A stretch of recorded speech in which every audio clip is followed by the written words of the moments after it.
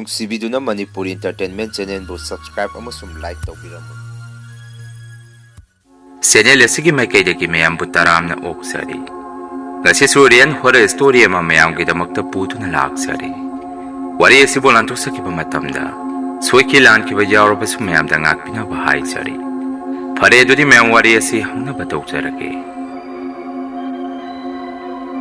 ꯋꯥꯔꯤꯁꯤ ꯊꯕꯛ ꯁꯨꯐꯝ ꯑꯃꯗ ꯑꯩꯅ ꯊꯦꯡꯅꯈꯤꯕ ꯊꯧꯗꯣꯛ ꯑꯃꯒꯤ ꯋꯥꯔꯤꯅꯤ꯫ ꯑꯁꯨꯝꯅ ꯃꯇꯝ ꯑꯗꯨꯗ ꯑꯩꯈꯣꯏ ꯊꯕꯛ ꯁꯨꯃꯤꯟꯅꯕ ꯀꯥꯡꯕꯨ ꯈꯔ ꯊꯕꯛ ꯑꯃ ꯁꯨꯅꯕ ꯈꯨꯜ ꯑꯃꯗ ꯂꯥꯛꯑꯝꯃꯤ꯫ ꯃꯐꯝ ꯑꯗꯨꯁꯨ ꯃꯩꯇꯩ ꯈꯨꯟ ꯅꯠꯇꯦ꯫ ꯑꯩꯅꯁꯨ ꯑꯍꯜ ꯑꯃꯗ ꯃꯐꯝ ꯑꯁꯤꯗ ꯇꯥꯔꯤꯕ ꯖꯥꯇꯤꯁꯤ ꯀꯩ ꯇ꯭ꯔꯥꯏꯕ ꯑꯣꯏꯗꯣꯏꯅꯣ ꯍꯪꯕꯗ ꯀꯕꯨꯏ ꯈꯨꯟꯅꯤ ꯑꯩꯈꯣꯏꯅ ꯂꯥꯜꯂꯒ ꯂꯥꯛꯏꯕꯁꯤ ꯍꯥꯏꯔꯛꯈꯤ꯫ ꯂꯝꯕꯦꯟ ꯊꯣꯡꯁꯨ ꯑꯗꯨꯝ ꯐꯩ, ꯆꯤꯡ ꯑꯣꯏꯖꯔꯕꯁꯨ ꯀꯣꯏꯂꯥꯁ ꯂꯣꯏꯅ ꯊꯥꯔꯝꯃꯤ꯫ ꯃꯇꯦꯛ ꯈꯔꯕꯨꯗꯤ ꯂꯝꯕꯦꯟ ꯈꯔ ꯐꯠꯇꯦ꯫ ꯑꯁꯨꯝꯅ ꯃꯐꯝ ꯑꯗꯨꯗ ꯍꯦꯛ ꯌꯧꯕꯒ ꯑꯩꯈꯣꯏꯁꯨ ꯈꯣꯜꯂꯥ ꯑꯃꯗ ꯃꯤꯑꯣꯏ 12ꯃꯨꯛ ꯂꯩꯔꯝꯃꯤ꯫ JCB ꯊꯧꯕ ꯃꯤꯑꯣꯏ 4 ꯑꯃꯁꯨ ꯌꯥꯎꯏ꯫ ꯑꯩꯈꯣꯏꯒꯤ ꯃꯔꯛ ꯑꯗꯨꯗ ꯏꯃꯥꯟꯅꯕ ꯉꯥꯛꯇꯅꯤ ꯃꯈꯣꯏꯁꯨ꯫ ꯑꯍꯥꯟꯕ ꯅꯨꯃꯤꯠꯇꯤ ꯑꯩꯈꯣꯏꯁꯨ ꯃꯥꯒꯤ ꯊꯣꯛꯄ ꯀꯩꯅꯣ ꯈꯔ ꯇꯧꯅꯔꯒ ꯅꯨꯃꯤꯠꯇꯨꯃꯗꯤ ꯂꯦꯜꯂꯝꯃꯤ꯫ ꯅꯣꯡ ꯍꯦꯛ ꯉꯥꯟꯕꯒꯗꯤ ꯊꯕꯛꯇꯨꯕꯨ ꯄꯥꯅꯔꯤꯕ ꯃꯣꯍꯣꯔꯤ ꯑꯗꯨꯅꯁꯨ ꯑꯩꯈꯣꯏꯒꯤ ꯀꯥꯡꯕꯨ ꯃꯔꯛꯇ ꯌꯥꯎꯔꯤꯕ JCB ꯊꯧꯕ ꯏꯃꯥꯟꯅꯕꯁꯤꯡ ꯑꯗꯨꯗ ꯆꯤꯡꯃꯥꯏꯁꯤ ꯀꯣꯠꯊꯔꯒ ꯇꯦꯡꯈꯥꯏꯌꯨ, ꯂꯝꯕꯦꯟ ꯁꯦꯝꯃꯛꯀꯗꯕꯅꯤ ꯍꯥꯏꯔꯝꯃꯤ꯫ ꯑꯁꯨꯝꯅ ꯅꯨꯃꯤꯠꯇꯨꯗꯒꯤ ꯊꯕꯛ ꯁꯨꯕꯁꯤ ꯍꯧꯔꯝꯃꯤ꯫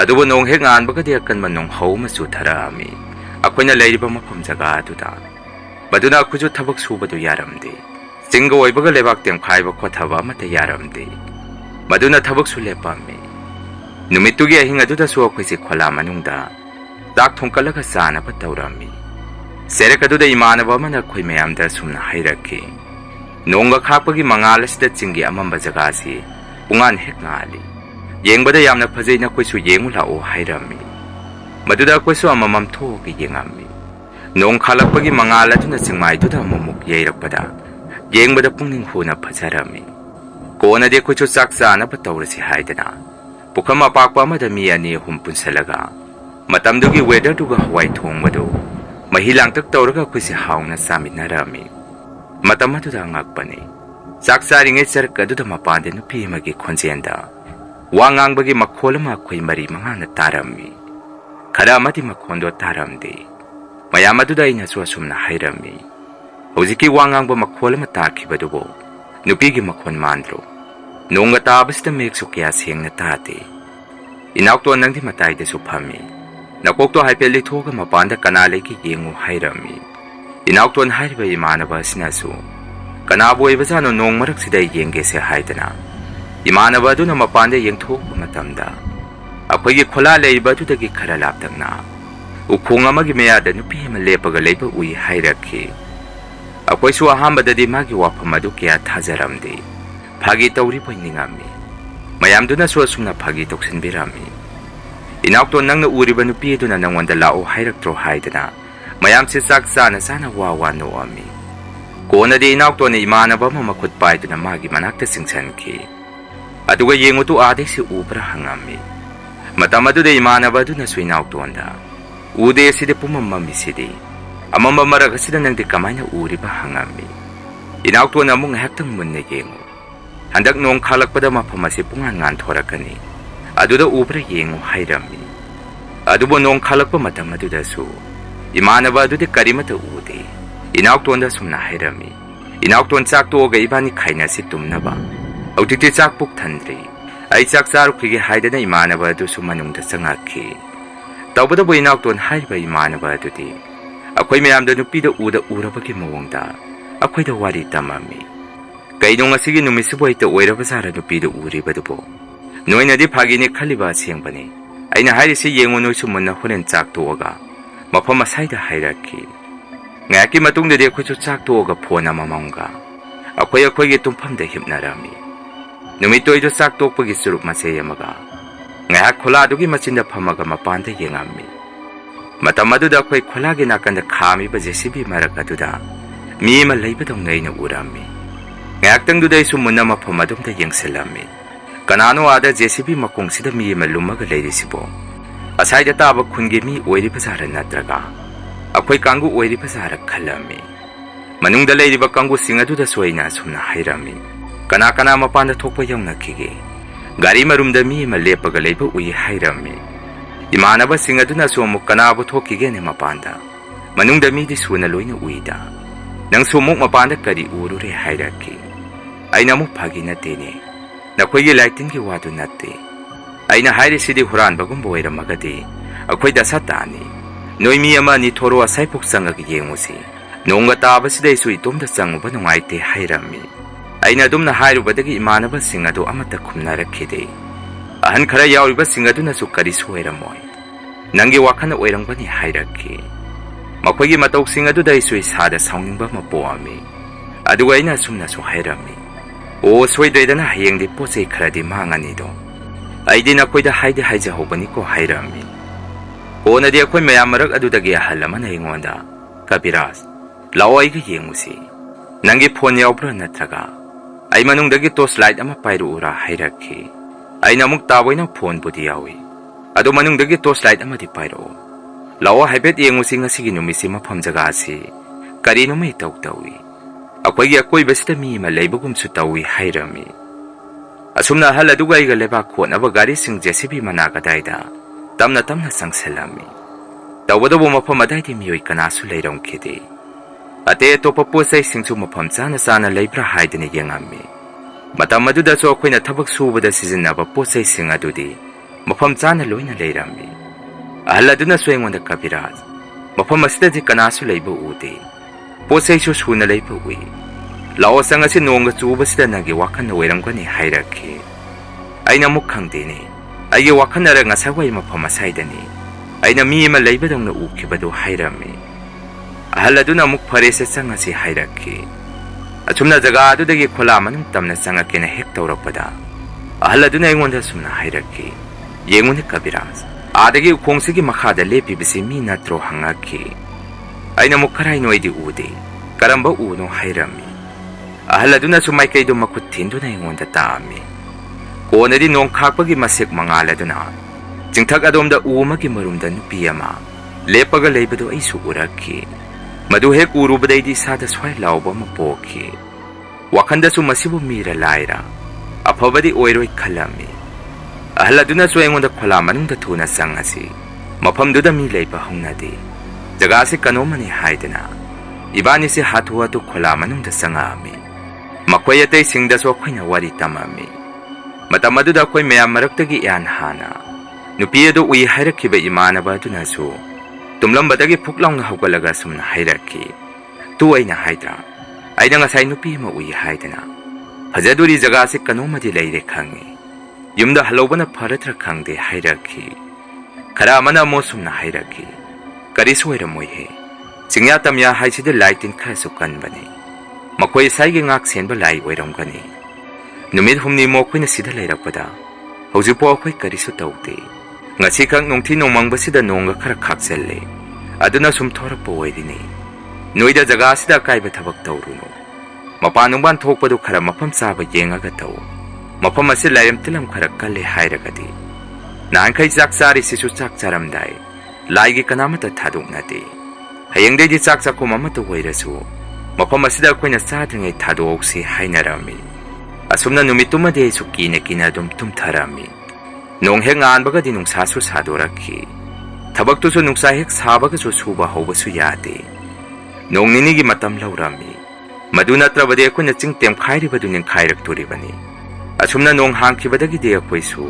Nung ninileraga tabag suba daw mukhaurami. Matamado da ako'y masinso asumna hainarami. Nung hangkibadagi nupido thorak traba mali. Ahingda uyamata hainaraktre hainarami. Ahalaman na mo sumna makatari. Zumbazani halaman sing na hainabado.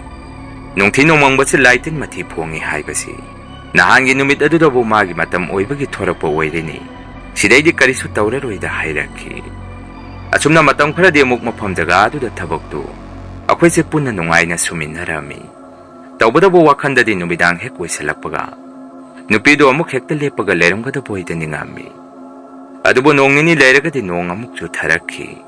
Nung hek tarakpada di mayam su wakanda akiba mamampaw narami. Tawbada bo numito di ako'y mayam na mapanda tuwa-tuwa ga yengu pa matamda di. Nupido lay pa uram kidi. Maduna ako'y jo saktuwaga. Nung tabado da nga naloy na tumnarami. Kunay na tumtakraba matong imana ba manaibo hawdoraki. bai haugalok karino mataure hairaki. Ai so pakana puklang na haugalami. Aduwa kaidaure kana kaidong narake hangami. Makoy atay singdi tumbado loy na haugan naraka layrami.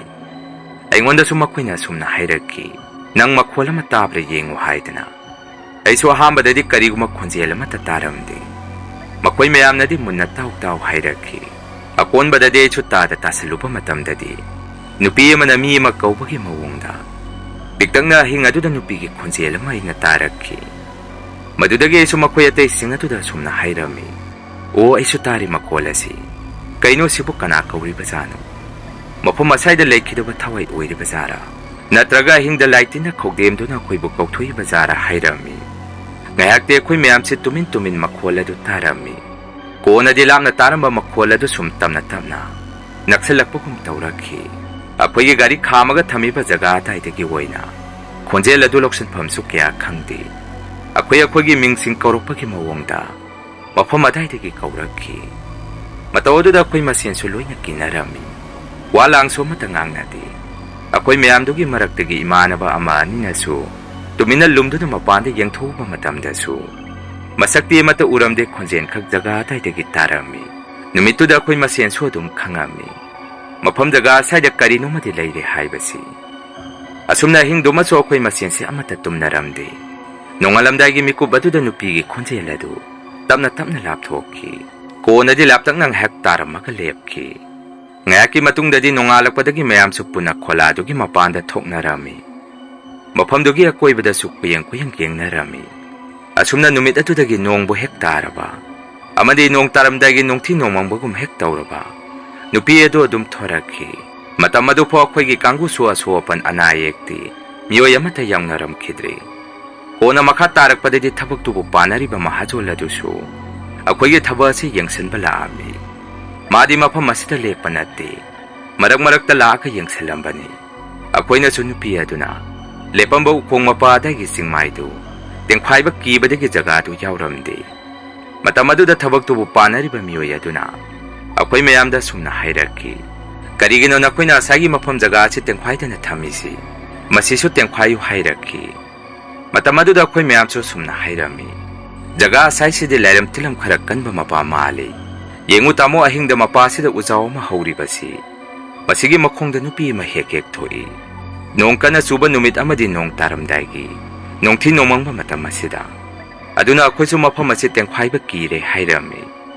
Akoy giwado taba da miyoy aduna mo sumna makatari. Jumba rin akoy na hayri dugo. Madu ayraga na ukong mapa asay si yam na kahina naksaludraga su. Kara makay diteng pay ba di yaki gani. Jaga yam na lady asi kara ting pay ko. Maduna traba di lampian si koydang sat krani. Gari kapagi golay mapaso tay. Kitang sawan si hayang way tabok si yang sanbalak pada ay ngoda nganga gani. Hayang diteng kwayra mo asay gimatik kara si. Uwa mahawri ba mapasay si din akoy na hayra ba nina. Uwa si suyan birurano. Mapamasida dum layjara sanu hayram do na satki. Numito akoy mayam sumapam jagado teng kway ni kanbada. Akoy si mata sanarami. Madu hek taurubada akoy gi isada kari taurakadagi kalami. Adubo upay di laytabadi na mapam jaga atay do. Sumnong manomagi matik kara hanjan na lebak do kotarami. Akoy na tabag suri ngay da sumakoy dagi singmiyahan karasu. Akoy da muna yang makasatki. Matam karagi matung dadi jaga atay do karating payba haurakpada. Desibi pay diba imana ba singa do matang naba hauraki. Makoy siya hingda sumiyama na mapanda kaure haidana. Hekta sentoki ke taurami. Kariguma maduda makoy singa do ahingda nupido na. Mapanda kautoga siyendo na hekpo kibada. Makoy singa do taway mang doribani. Maduna akoy karasina hing kuding makoy ahum marido. Mikup na humsing na yam na wana tumda na senarami. Akoy karasina suadom kangami. Masipu mamapam jagado suobada gini haibasi. Naado na layriba imana ba singa do su. Akoy na sumubada hingda sumakoy si. Tumin machinda mi magawari sana ba daw na. Murung suwan ba maurami. Akoy gi mayam marak sida anayak yaksalak padagi. Akoy kara sisu tabag subayarak tabadagi. Taba adu matang kara lepami. Matamadu da akoy si nong tabirak tabahay na sulay kwirami. Maram di nong bo hektara abadi. Akoy siya matatum naramdi. Anaba po senagadar layra mira kangdra banupi adu na su. Amuk mapandagi kauthorak kadra. Akoy siya suki matik awaba wairami. Noong manumit amaso ako'y kanggu si sang at na tuwangaga. Masangam driba kanggu singado hana sagloy na pizatuaga. Makoy singado tumhalami. Kona makoy tungkre harikanda ako'y siya mukhatuwa to saksarami. Matamado da ako'y kulagi hekmaningda. Usan panbi karaso hawi. Madugi usingado tektarapagi mawungda. Sabtra amada kedek-kedek law na makontuaga. Kulagit na kiyata bom-bom tukiba makon ahawba ma. Ako'y mayam na taraki. Maduda ako'y sukalada usingado tektaraan ni haidana. Mapanda hatuwa tuloy na sentong narami. Adubo angak pa ni yengde yang saluba matamdadi. Usingado mapokay na sumnaloy na haurami.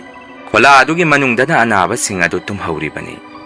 Ako'y karado na mapanda hektorapaga. Kula manungda tumhauriba anaba singado su. Mapamarang kangda na kula manungda giloy na mapanda sentong naraki. Numito angak pa matawni. Madudagi ako'y sumiyoy karakaydong naraga. Makoy ahumdo panaba tanarami.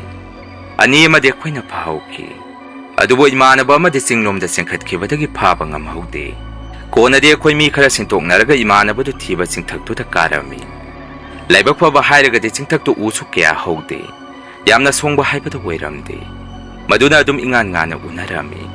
Asumna imanaba do yamna wana tiraba matong. Kona imanaba do ukong amada gyantada na taraka lairami. Ako so imanaba do hekubadagi. Poba thangba tawraga kholadu tamna putharaki. Numidadudagi ako'y so adum khangami. Mafam jaga si kuina leithabada phaba oiraroi haibasi. Maduna thabak tubo panarba miyoy aduda. Wari puma tamaba matung ako'y si mafam jaga adu thaduamaga. Yum-yumda hanara ami. Imanaba anaba sing adusu. Mayunggi mina layangbadagi parami. Kona ako'y napawagtabada mafam jaga adu. Mayang masa bihari kanggu na thaba adu sukre hai. Zabzabi de khangde makoy so ako'y na layramba jaga aduda. Mafam aduda layraga subada khudong thiba kharadi. Bihari kanggu adusu nangi haidana paw khara tarami. Mafam adaidagi migira sagira. Saru sayang kharasu phangi kaina wari oina su sum tarami. Masini mayam ngasigi riyan horror story. Mathangi warida mayam punamuk thengnarasi. Masigidi mayamdagi kaina naba bidya lawsari.